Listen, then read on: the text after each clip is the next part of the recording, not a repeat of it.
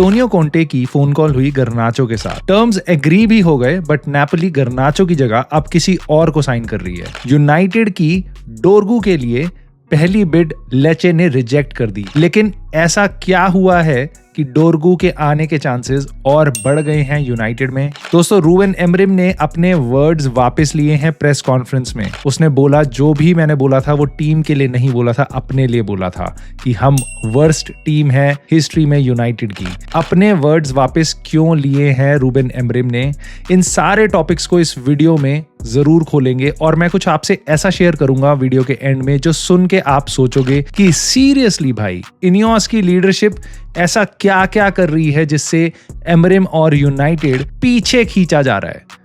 देखेंगे ये सब कुछ इस इंटरेस्टिंग वीडियो में। सो आप अपना सपोर्ट इस छोटे से चैनल को जरूर देना, लाइक कर देना वीडियो को, चैनल को सब्सक्राइब कर लेना और हम और यूनाइटेड कंटेंट आपके पास लेते आएंगे। दोस्तों, स्टार्ट करते हैं गर्नाचो के सागा से। इनियोस उसको बेचना चाह रही थी। कोबी, मेनू और गर्नाचो, इनको हम मार्केट में डालेंगे, इनको भी हम बेच सकते हैं। नेपोली इंटरेस्टेड हो गई एक पार्टी, काफी सारे और क्लब्स ने इंक्वायर किया। नेपोली ने 40 मिलियन पाउंड्स की बिड भी मारी, बट यूनाइटेड ने मना कर दिया।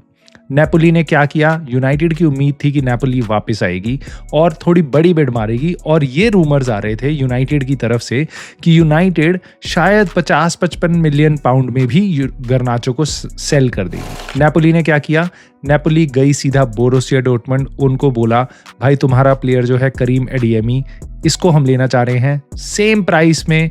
डॉर्टमुंड ने कहा हम देखते हैं, अभी बात करते हैं, और डॉर्टमुंड ने ऑलरेडी बिड मार दी है उसकी रिप्लेसमेंट की। ब्रेंटफोर्ड के केविन शार्ड को ले रही है वो। सो बहुत ही जल्दी डॉर्टमुंड साइन कर लेगी ब्रेंटफोर्ड के विंगर को और डॉर्टमुंड से चला जाएगा करीम एडियमी और गर्नाचो रुक जाएगा यूनाइटेड में, ऐसा समझ आ रहा है, अनलेस चेल्सी कोई बहुत बड़ा ऑफर लेके ना आए। मुझे ऐसा लगता है पर्सनली कि यूनाइटेड चेल्सी को तो नहीं बेचेगी, डायरेक्ट राइवल को इंग्लिश प्रीमियर लीग में। बट इंटरेस्टिंग होगा on where does all this leaves Garnacho, जिसको क्लब कह रहा था हम तेरे को बेचना चाह रहे हैं, क्लब ने अलाउ कर दिया कि तू बात भी कर नेपोली से, सारी चीजें एग्री हो गई और उसके बाद गर्नाचो को पता चलेगा कि नहीं मैं अब रुक रहा हूं। Where does that leave Garnacho, a 20-year-old? Let's see. दूसरा मूव यूनाइटेड का था लेफ्ट बैक के लिए। ये हम बहुत टाइम से जानते हैं भाई, जब स्ट्रेटेजिक रिव्यू स्टार्ट किया था इनियोस ने, उससे भी पहले हमें पता था हमें लेफ्ट बैक की जरूरत है। 2 लेफ्ट बैक की पोजीशंस हमारी खाली हैं। 2 साल से हम बिना लेफ्ट बैक के खेल रहे हैं। हमारे को लेफ्ट बैक की जरूरत थी। हम गए पैट्रिक डोरगू के पास, लेचे के पास गए। हमने 23 मिलियन पाउंड की बिड मारी है और लेचे ने उसको रिजेक्ट कर दिया है। बट लेचे का एक और मूव जिससे पता चल रहा है लेचे एक्चुअल में काफी इंटरेस्टेड है, इतना पैसा लेने में भी, शायद 25-30 मिलियन के बीच में ये डील हो जाए, क्योंकि लेचे ने एक डेनिलो विएगा करके पोर्चुगल का अंडर 21 का प्लेयर है, उसको साइन करने के लिए ऑलरेडी पोर्चुगीज क्लब में बिड मार दी है और वो उसको लेना चाह रहे हैं। वो क्यों लेना चाहेंगे एक पोर्चुगल अंडर 21 का लेफ्ट बैक? क्योंकि they want to sell Patrick Dorgu, क्योंकि ये प्राइस उनके लिए काफी टेम्पटिंग है। पैट्रिक डोरगू, जैसा मैंने आपको बार बार इस चैनल पर बताया कि वो ज्यादा एक्सपीरियंस नहीं है, पिछले साल ही लेचे की टीम में आया है, पहले लेफ्ट बैक की पोजीशन में खेल रहा था, अब काफी गेम्स वो राइट विंगर की पोजीशन में खेला है। सो एक टैलेंटेड और एक ऐसा प्रोस्पेक्ट है जो आने वाले टाइम में काफी अच्छा बन सकता है। बट यूनाइटेड की टीम में वो आंख बंद करके आ जाएगा क्योंकि हमारे पास लेफ्ट बैक ही नहीं है। क्या वो फिनिश्ड आर्टिकल है? क्या यूनाइटेड को इस टाइम पे उसकी जरूरत है? आई डोंट नो, बट इस टाइम पे मैं किसी भी लेफ्ट बैक को ले लूंगा, इंक्लूडिंग पैट्रिक डोरगू। कितना बढ़िया होगा वो आने वाले टाइम में वो वक्त ही बताएगा, बट ये डील होती हुई दिखाई दे रही है, इवन दो लेचे ने हमारी पहली बिड रिजेक्ट कर दी है।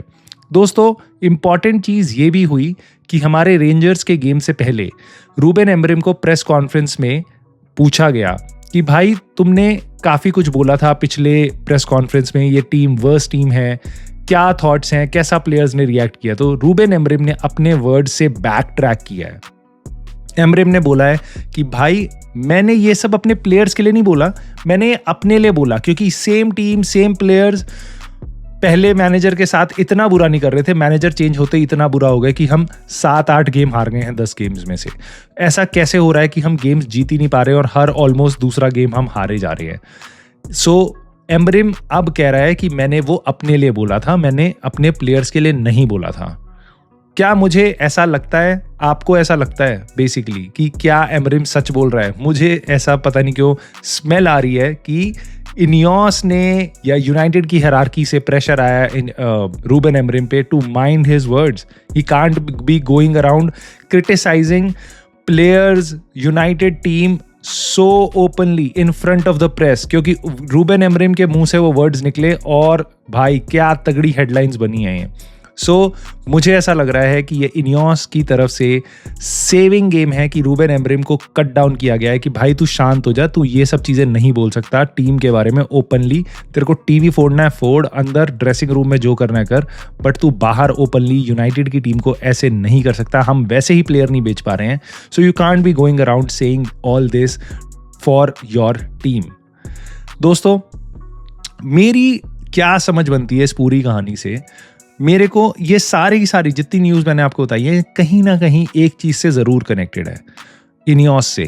क्या कर रही है इनियोस, क्या कर रही है? पहले तो मैं देखने की कोशिश करता हूँ, गर्नाचो को तुमने सेल करने की कोशिश करी, नेपोली के साथ तुम नेगोशिएट कर रहे हो and you are worried Napoli कितने में लेगी। एक्चुअल में जिस प्लेयर की वैल्यू काफ़ी ज़्यादा होनी चाहिए, तुम उसको 50-55 मिलियन में भी बेचने को रेडी हो। क्यों? क्योंकि नेपोली के साथ डील नहीं हो पाएगी। ये वो नेपोली है कि जिसके पास तुम गए थे 70 मिलियन लेके कि कॉलेबली हमें दे दो, वो कहते हैं 100 मिलियन से नीचे बात नहीं करेंगे, फक ऑफ। और चुपचाप हम वापस आ गए, नेपोली हमारे पास वापस नहीं आई। They didn't even think about United. हम गए थे ओजिमेन के लिए कि भाई हमें ओजिमेन दे दो, क्या डील है, हम पैसा दे सकते हैं। दे वर आस्किंग 120 मिलियन से ज्यादा। गर्नाचो के लिए तुम्हारी 60 मिलियन मांगने में फट रही है इनियोस, और नेपोली तुम्हें इतनी अंडर बिड कर रही है और यू वर रेडी। तुम्हारी तरफ से न्यूज आ रही है कि भाई इसका प्राइस हम कम कर देंगे, हम 60 मिलियन से 55 मिलियन कर देंगे जस्ट बिकॉज कि हमारी डील हो जाए। What's this? तुम्हें बोला गया था, तुम्हें पता है कि ये जब तुमने क्लब खरीदा था कि हमारे को बाय करना होगा तो उससे पहले हमें सेल करना होगा। बट ये कैसा मतलब है कि तुम गर्नाचो और मेनू को सेल कर रहे हो? What about Eriksen? What about Casemiro, Antony, Lindelof? ये क्यों नहीं सेल हो रहे यार तुमसे? मलासिया, ल्यूक शॉ, ये सब सेल कैसे नहीं हो रहे? ये तो ये बात हुई कि मैं तुम्हें बोलूं भाई मेरे को पैसे की जरूरत है, स्टोर रूम में सामान पड़ा है यार, ये बिकवा दे, और भाई आके कहे कि भाई ये तेरे गोले में गोल्ड की चेन है ना, ये बेच देता हूं, तेरे पैसे का इंतजाम हो जाए। अबे ये तो मेरे को भी पता था, को भी मेनू करना चाहो तो कोई भी बेच दे। तुमसे ये प्लेयर कैसे नहीं बिके? And then what are you doing? हो सकता है आप बोलो कि भाई ये तो चलो नहीं हो पाया, एक डिसीजन खराब लग रहा है हमें कि बेच नहीं पा रहे और गर्नाचो को सेल करने वाला डिसीजन खराब है। अल्वारो फर्नांडिस को क्यों नहीं साइन किया हमने 1 जनवरी को? पैट्रिक डोरगू के पीछे पड़े हुए हैं, एक लेफ्ट बैक हमारी टीम को नेक्स्ट लेवल पे ले जा सकता है। उस लेफ्ट बैक को, एक बढ़िया लेफ्ट बैक को हम 16 मिलियन में 1 जनवरी को खरीद सकते थे। और अब यूनाइटेड फैंस रियलाइज कर रहे हैं, जब कल बार्सिलोना के अगेंस्ट मैच देखा है बेनफिका को, और Alvaro Fernandez was very amazing in that game. अगर आपने देखा हो तो क्रॉसेस, अटैक, डिफेंड सब कुछ कर रहा था। यूनाइटेड की टीम को बहुत नेक्स्ट लेवल तक लेके जा सकता है। मैं वापस कह रहा हूं, पैट्रिक डोरगू, अल्वारो फर्नांडिस कोई भी प्राइम लेफ्ट विंग बैक नहीं है हमारा। They would be the second choice, but at this time they would have been so much useful to Amorim. हमारे ऐसे रिजल्ट्स नहीं होते, ऐसी फटी हालत नहीं होती अगर 1 जनवरी को हमने उसको साइन किया होता कम में। बट अब हम अपनी टॉप चॉइसेस को नहीं, 4th 5वीं चॉइस को ले रहे हैं। आई एम स्टिल होपफुल कि पैट्रिक डोरगू जब हम ले लेंगे तो वो बहुत अच्छा प्लेयर निकले। बट एक्चुअल में मेरे को बस एक चीज़ दिखाई देती है, हम इनएफिशिएंसी से घिरे हुए हैं। रैशफोर्ड वापस टीम ट्रेनिंग में आ चुका है, रूबेन एमरिम क्या करेगा? उसको प्लेयर अब मिल नहीं रहे। उसने आते ही बता दिया था, अपना काम कर दिया था, मेरे को ये प्लेयर नहीं चाहिए। इनियोस ने कुछ नहीं किया उसके ऊपर, और वापस अब 4-5 महीने हैं, काफ़ी सारे गेम्स हैं, 3 कॉम्पिटिशन्स हैं, सारे क्रूशल गेम हैं।